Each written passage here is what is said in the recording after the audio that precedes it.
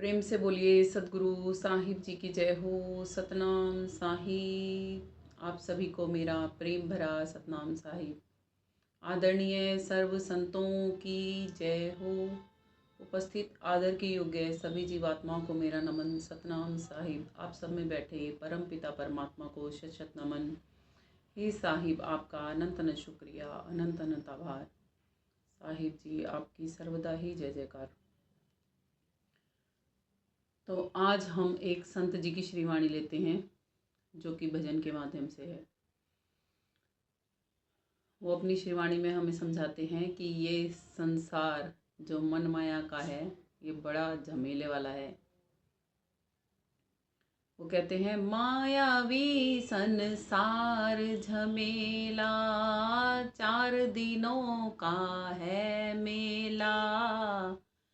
खेल गया कोई खेल रहा है, ये सपनों का है खेला। मायावी संसार झमेला, 4 दिनों का है मेला। खेल गया कोई खेल रहा है, ये सपनों का है खेला। जोर लगा कर जोड़े दुनिया, अंत करे घर खाली। जोर लगा कर जोड़े दुनिया, अंत करे घर खाली। बाग बीराना फूल बीराने, चुन कर ले गया वो माली। बाग बीराना फूल बीराने, चुन कर ले गया वो माली। धरती रही मुसाफिर गुजरे, संग चले नहीं धेला। धरती रही मुसाफिर गुजरे, संग चले नहीं धेला। मायावी संसार झमेला, 4 दिनों का है मेला। रोते रहे बिलकते संगी, सुने न सुनने वाला।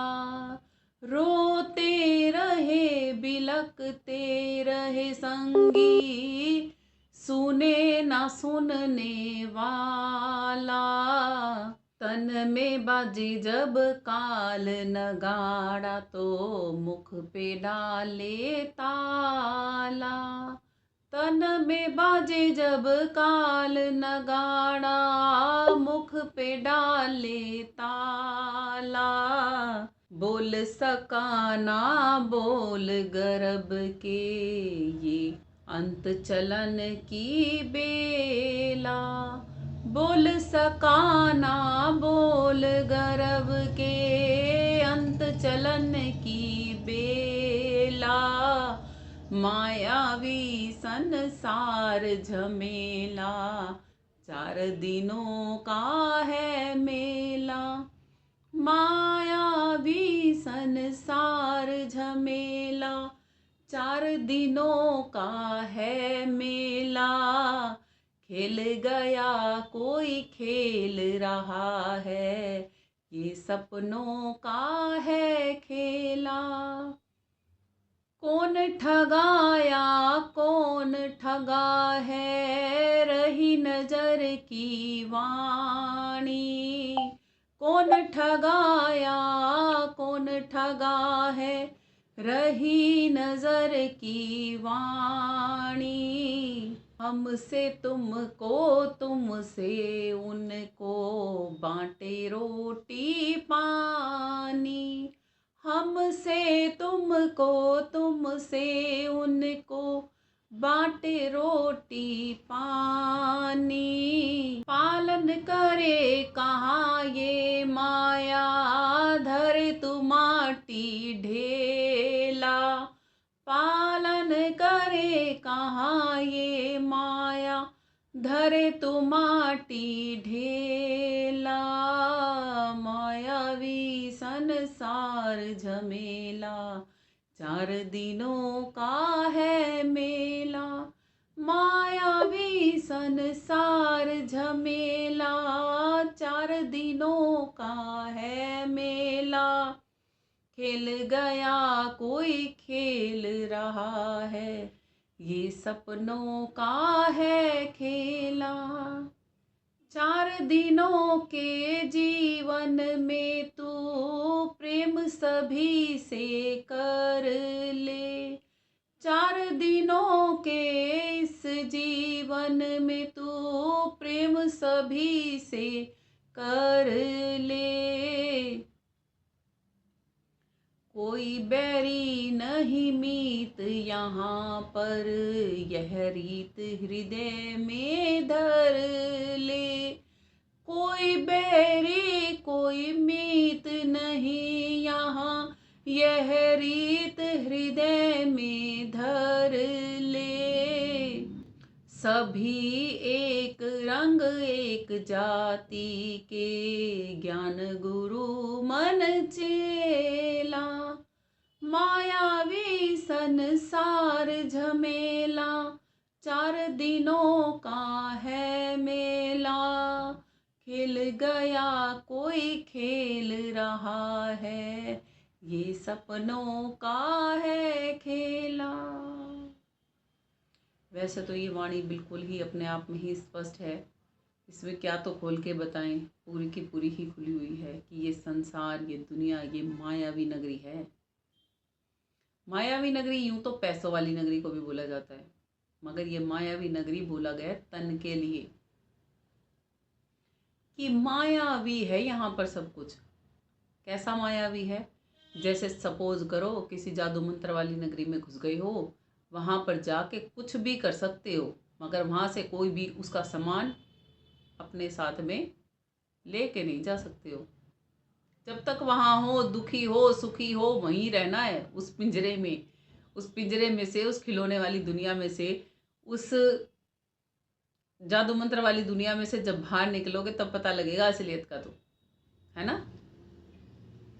असलियत का तभी पता लगेगा ना। अब जादू मंत्र वाली दुनिया में क्या कर रखा है, उसी में गुड्डे गुड़िया बना रखे हैं, उसी में पितर बना रखे हैं, उसी में देवी बना रखे हैं, उसी में सब कुछ बना के आत्मा घूम रही है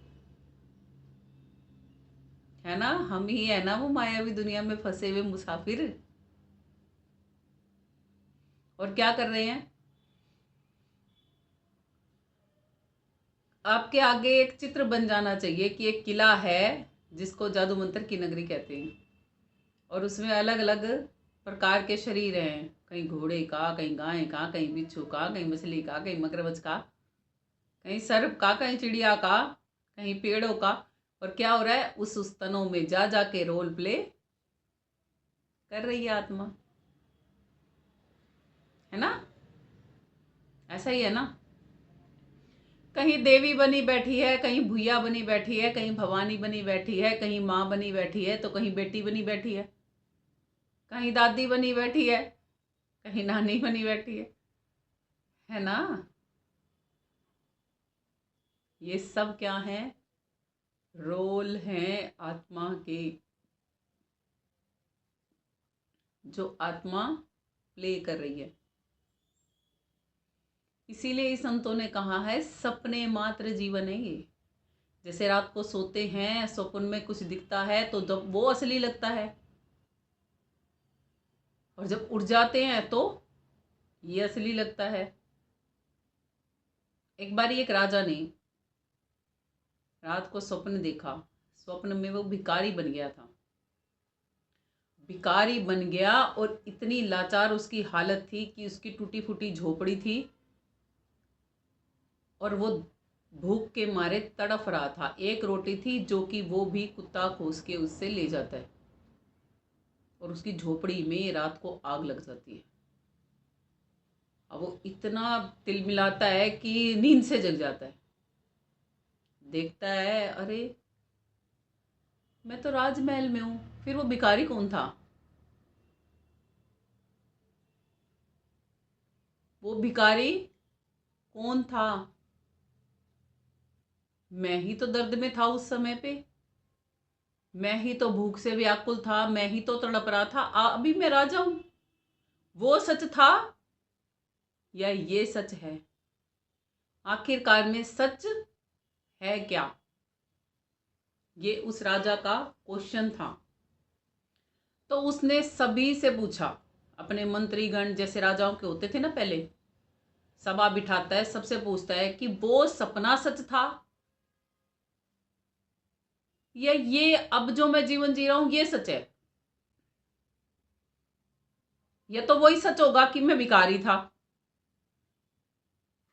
या यही सच होगा कि मैं राजा हूं।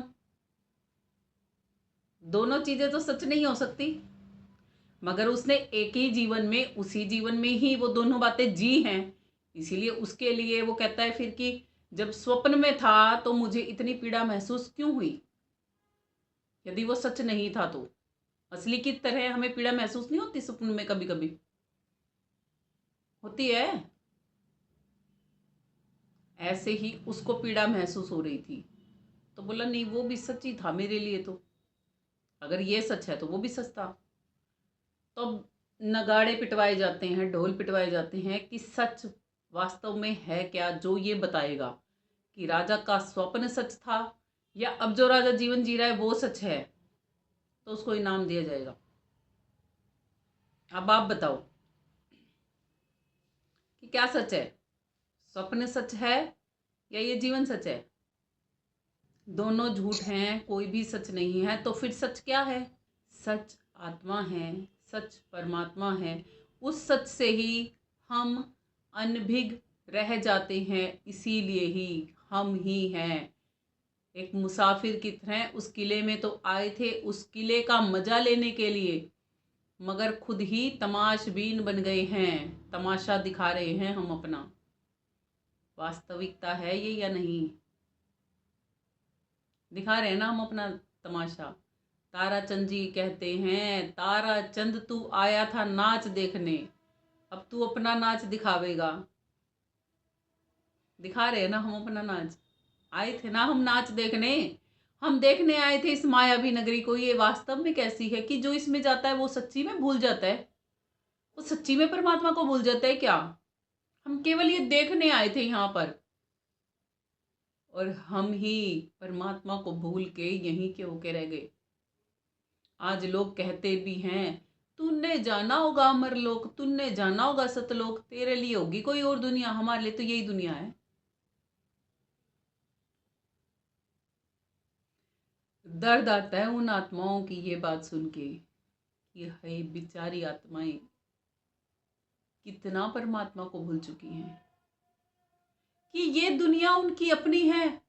जिस दुनिया को वो खुद कहते हैं ये मृत्यु लोक है। सीरियलों में सुनते हो, बुक्स में जितने भी सदग्रंथ हैं उनमें पढ़ा है। क्या है ये? मृत्यु लोक है ना। और फिर भी यहीं रहना चाहते हैं। अरे वाह रे इंसान, जहां मौत का हर पल तांडव होता हो, जहां हर पल जीव मरता हो, वहां सुख ढूंढ रहे हैं हम।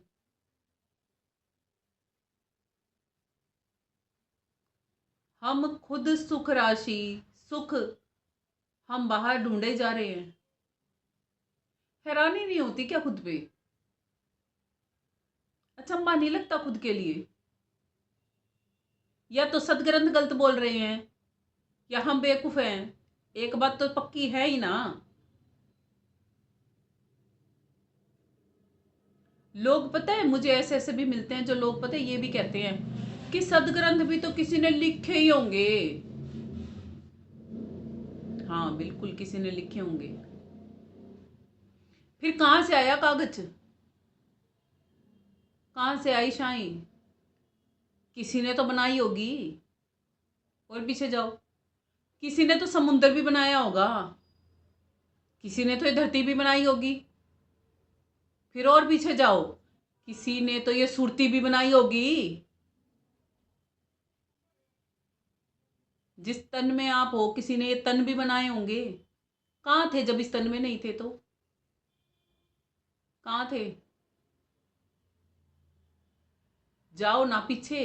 इतनी हमें नहीं परवाह पड़ी, इतना हमें नहीं जानना। हम तो बस ये जीवन जी ले। कितना है ये जीवन?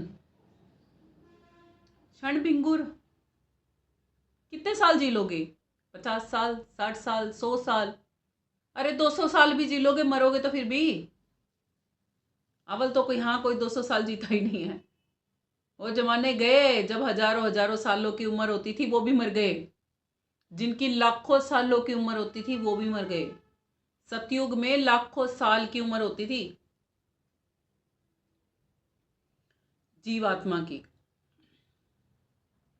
सतयुग में शरीर कितने बड़े बड़े होते थे। देखे ना लक्ष्मी नारायण के कितने लंबे लंबे, कितने बड़े बड़े शरीर होते थे। महाभारत में भी देखे हैं भीमकाय जैसे शरीरों वाले, देखे है ना। हनुमान जी का शरीर भी देखा ना, कितना बड़ा हो जाता है। क्यों इतनी बड़ी बड़ी फोटो में बना रखे उनके? किस लिए कि उनके शरीर इतने बड़े बड़े थे ना। हमारे कितने कितने से हैं, इतने इतने से रह गए। अब आगे आगे कितने रह जाएंगे? इतने इतने से रह जाएंगे।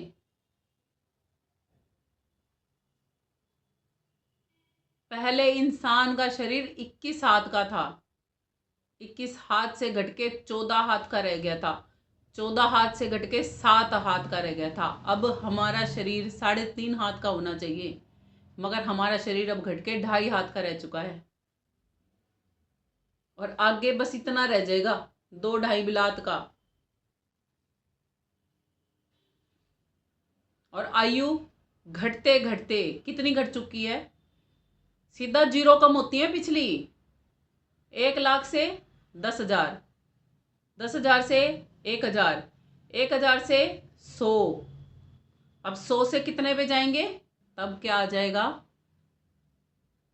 घोर कलयुग।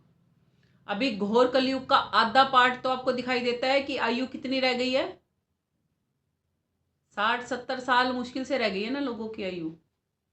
पहले लोग कहते थे, अच्छा 100 साल का दादा भी बन लेगा, मर भी जाएगा। हैरानी मानते थे उस समय पे जब बातें होती थी, जब लोगों की उम्र हजारों साल की होती थी। आज हमें है अचंबा और हैरानी होती है कि अच्छा 10 साल का रह जाएगा इंसान, 10 साल में तो अद्धा भी बन लेगा, मर भी लेगा। हाँ, कितने मकान होंगे, कितने बड़े बड़े, पता है कितने बड़े बड़े मकान होंगे तब हमारे। जब राजा महाराजा थे तब तो बहुत बड़े बड़े मकान थे, फिर घटते घटते घटते घटते कितने कितने रह गए हैं। अब फिर आगे कितने रह जाएंगे? घूस होते ना, घूस, घूस के मकान देखे कितने कितने से होते हैं। घूस होते हैं चूहों से बड़े वाले, उनको बोलते हैं घूस। बड़े चूहे कह लो, मोटे चूहे कह लो, जो पूरे बिल्ली के जैसे होते हैं, इतने बड़े बड़े। इतना मनुष्य का तन रह जाएगा बस। तो उसके मकान कितने बड़े होंगे? जितने मकानों में हम रहने लग रहे हैं ना, उनमें तो उनके हजारों मकान बन जाएंगे।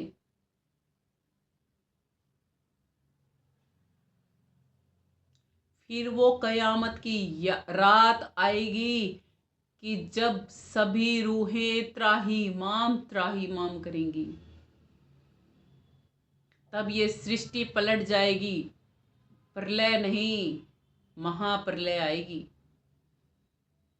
पृथ्वी घुल जाएगी पानी में, पानी बदल जाएगा अग्नि में, अग्नि तब्दील हो जाएगी वायु में, वायु समा जाएगी आकाश में, आकाश समा जाएगा उस घोर अंधेरे में, माया में, और माया समा जाएगी काल पुरुष में।